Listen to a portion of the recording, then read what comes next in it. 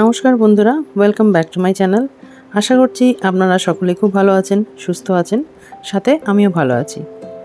তো আজকের ভিডিওতে আমি শেয়ার করব মাদারহুড হসপিটালে ভর্তি থাকার দ্বিতীয় দিনের অভিজ্ঞতা, ডে 2। গত ভিডিওতে আমি বলেছিলাম কিভাবে হঠাৎ সিভিয়ার ইউটিআই, বারবার প্রস্রাব হওয়া, প্রস্রাব সম্পূর্ণ না হওয়া এবং শেষে ইউরিন রিটেনশনের জন্য আমাকে হাসপাতালে ভর্তি হতে হয়েছিল। ইউরিন কালচার রিপোর্টে ধরা পড়েছিল সুডোমোনাস নামে একটি ব্যাকটেরিয়া। আজ বলবো হাসপাতালে ভর্তি থাকার দ্বিতীয় দিনে কি হয়েছিল, কি চিকিৎসা চলেছিল, কিভাবে একটু একটু করে সুস্থ হচ্ছিলাম, কেন আমাকে এত বড় একটা সিদ্ধান্ত নিতে হয়েছিল, আর এমন একটা ভুলের কথা বলবো যেটা আমি চাই না আপনাদের মধ্যে কেউ কখনো করুন। তাই ভিডিওটি শেষ পর্যন্ত অবশ্যই দেখবেন। দ্বিতীয় দিনের সকালটা শুরু হয়েছিল ডাক্তার, নার্স আর বিভিন্ন পরীক্ষার মাধ্যম দিয়ে। প্রথমেই আমার শরীরের তাপমাত্রা, রক্তচাপ, সুগারের মাত্রা এবং বাচ্চার হার্টবিট পরীক্ষা করা হয়। যেহেতু এটা একটা হাই রিস্ক আইভিএফ প্রেগন্যান্সি ছিল, তাই আমার সঙ্গে সঙ্গে আমার বাচ্চার অবস্থাও নিয়মিত পর্যবেক্ষণ করা হচ্ছিল। আমার সবচেয়ে বড় চিন্তা ছিল আমার বাচ্চা ঠিক আছে তো। প্রতিবার যখন ডাক্তার বলতেন বেবি ভালো আছে, চিন্তা করবেন না, তখন মনে হতো যেন বুকের ওপর থেকে একটা বড় পাথর যেন নেমে গেল। এরপর আমার ইউরোলজিস্ট ডাক্তার এসে রিপোর্টগুলো আবার দেখলেন। তিনি আমাকে খুব সহজভাবে বুঝিয়ে বললেন যে আমার শরীরে সুডোমোনাস ব্যাকটেরিয়া ধরা পড়েছে। এই ধরনের ব্যাকটেরিয়ার চিকিৎসায় সব অ্যান্টিবায়োটিক কাজ করে না, তাই রিপোর্ট দেখে কোন অ্যান্টিবায়োটিকটা সবচেয়ে কার্যকর হবে সেটাই বেছে নিতে হয়। আমার ক্ষেত্রে সেই ওষুধ ছিল মেরোপেনাম। তারপর থেকেই আমার শিরার মাধ্যমে মেরোপেনাম অ্যান্টিবায়োটিক দেওয়া শুরু হলো। প্রথম কয়েকটি ডোজ নেওয়ার পরেই আমি একটু একটু করে পার্থক্য বুঝতে শুরু করি। বারবার প্রস্রাবের চাপ আগের থেকে কিছুটা কম ছিল। প্রস্রাবও আগের তুলনায় একটু ভালোভাবে হতে শুরু করেছিল। যদিও পুরোপুরি সুস্থ হয়নি, তবুও মনে হচ্ছিল চিকিৎসা সঠিক দিকেই এগোচ্ছে। তখন সত্যি মনে হচ্ছিল হ্যাঁ, আমি হয়তো ভালো হয়েই উঠব। কিন্তু শারীরিক কষ্টের পাশাপাশি মানসিক চাপও কম ছিল না। হাসপাতালের বিছানায় শুয়ে শুধু একটাই কথা ভাবছিলাম, এই প্রেগন্যান্সির জন্য কত লড়াই করেছি। আইভিএফ, অনেকগুলো ব্যর্থতা, অনেক কান্না, তারপর এত কষ্টের পর যখন মা হওয়ার স্বপ্নটা পূরণ হতে চলেছে, ঠিক তখনই আবার নতুন একটা সমস্যা। আমি শুধু ঈশ্বরের কাছে প্রার্থনা করছিলাম আমার বাচ্চাটাকে ভালো রেখো।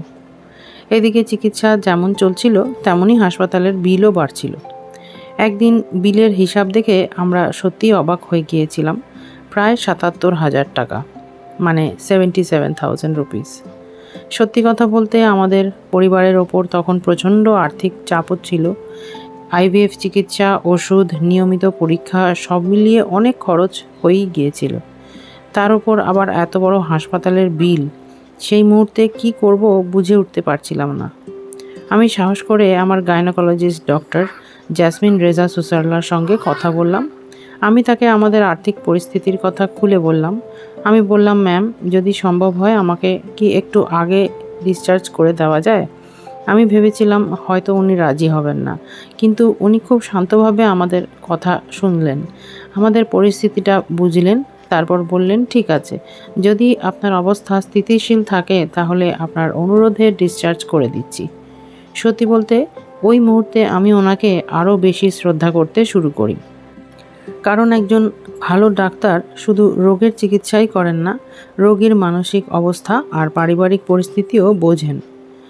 আজও আমি তার এই মানবিক ব্যবহারের জন্য কৃতজ্ঞ। ডিসচার্জের সময় ইউরোলজিস্ট আমাকে খুব স্পষ্ট করে বলেছিলেন, মেরোপেনাম অ্যান্টিবায়োটিকের কোর্স অবশ্যই সম্পূর্ণ করবেন, মাঝপথে বন্ধ করবেন না। তিনি আমাকে বুঝিয়েছিলেন সংক্রমণ কিছুটা কমে গেলেও ভেতরের ব্যাকটেরিয়া থেকে যেতে পারে, আর ওষুধ মাঝপথে বন্ধ করলে সংক্রমণ আবার ফিরে আসতে পারে। তিনি বারবার বলেছিলেন কোর্স কমপ্লিট করাটা খুবই জরুরি।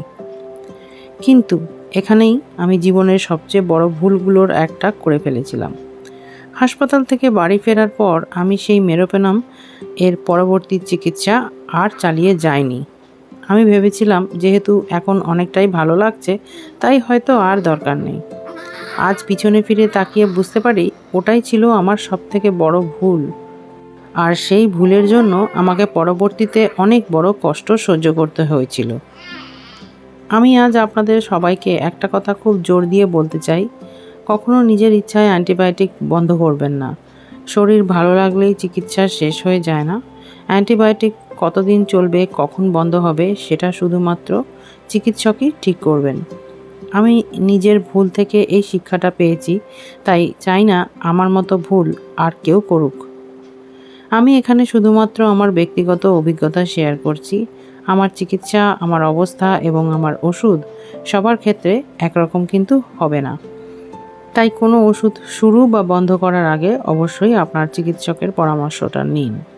আমার সেই একটি ভুলের জন্য এরপর কি হয়েছিল, কিভাবে আবার আমার শরীরের অবস্থা খারাপ হয়ে গেল, কতটা কষ্টের মধ্যে দিয়ে আমাকে যেতে হয়েছিল আর তার প্রভাব আমার প্রেগন্যান্সির উপর কিভাবে পড়েছিল, সেই সমস্ত গল্প আমি আপনাদের সঙ্গে শেয়ার করব আগামী ভিডিওতে।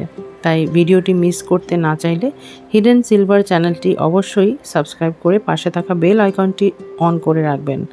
ভিডিওটা যদি আপনাদের একটুও ভালো লেগে থাকে তাহলে একটি লাইক করবেন এবং কমেন্ট করে জানাবেন আপনারা কি কখনো ইউটিআই বা প্রেগন্যান্সির সময় এমন কোনো সমস্যার সম্মুখীন হয়েছেন।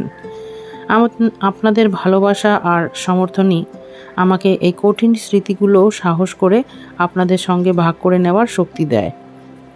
ততদিন পর্যন্ত সবাই ভালো থাকবেন, সুস্থ থাকবেন আর নিজের এবং আপনার ছোট্ট সোনামণির যত্ন নেবেন। মনে রাখবেন, চিকিৎসকের পরামর্শ কখনো অবহেলা করবেন না। আমার ভুল থেকে শিক্ষা নিন, কিন্তু সেই ভুল যেন আপনারা কেউ না করেন। অনেক সময় আমরা ভাবি এখন তো ভালো লাগছে আর ওষুধ খাওয়ার কোনো দরকার নেই, কিন্তু এই ছোট্ট সিদ্ধান্তটাই অনেক বড় সমস্যার কারণ হয়ে দাঁড়াতে পারে। বিশেষ করে প্রেগন্যান্সির সময় কোনো সংক্রমণ, অ্যান্টিবায়োটিক বা চিকিৎসার ক্ষেত্রে নিজের ইচ্ছা মতন সিদ্ধান্ত নেওয়া একেবারেই উচিত নয়, কারণ তখন শুধু আপনার নয়, আপনার গর্ভের ছোট্ট সোনামণির সুস্থতাও সেই চিকিৎসার ওপরই নির্ভর করে। আমি আজ এই অভিজ্ঞতা শেয়ার করছি শুধুমাত্র এই আশায় যাতে আমার ভুল থেকে আপনারা শিক্ষা নিতে পারেন। যদি আমার এই গল্প একজন হবু মাকেও সচেতন করতে পারে, তাহলে আমি মনে করব আমার কষ্টের অভিজ্ঞতাটা শেয়ার করার সার্থক হয়েছে। জীবনে ভুল সবাই করে, আমিও করেছি, কিন্তু সেই ভুল থেকে শিক্ষা নিয়ে সামনে এগিয়ে যাওয়াটাই সবচেয়ে গুরুত্বপূর্ণ। তাই নিজের শরীরের প্রতি যত্নবান হন, সময় মতো চিকিৎসকের সঙ্গে যোগাযোগ করুন এবং যে চিকিৎসা শুরু হয়েছে সেটি কখনো মাঝপথে বন্ধ করবেন না, যদি না আপনার চিকিৎসক নিজে তা পরিবর্তন করেন। আগামী ভিডিওতে আমি আপনাদের জানাবো আমার এই একটি ভুলের কারণে এরপর কী ভয়ঙ্কর পরিস্থিতির মুখোমুখি আমাকে হতে হয়েছিল এবং কিভাবে আবার নতুন করে চিকিৎসা শুরু করতে হয়েছিল। তাই পরের ভিডিওটি একদমই মিস করবেন না। ততদিন পর্যন্ত ভালো থাকবেন, সুস্থ থাকবেন আর সবসময় নিজের এবং আপনার ছোট্ট সোনামণির যত্ন নেবেন। সবাই খুব ভালো থাকবেন, সুস্থ থাকবেন। নমস্কার।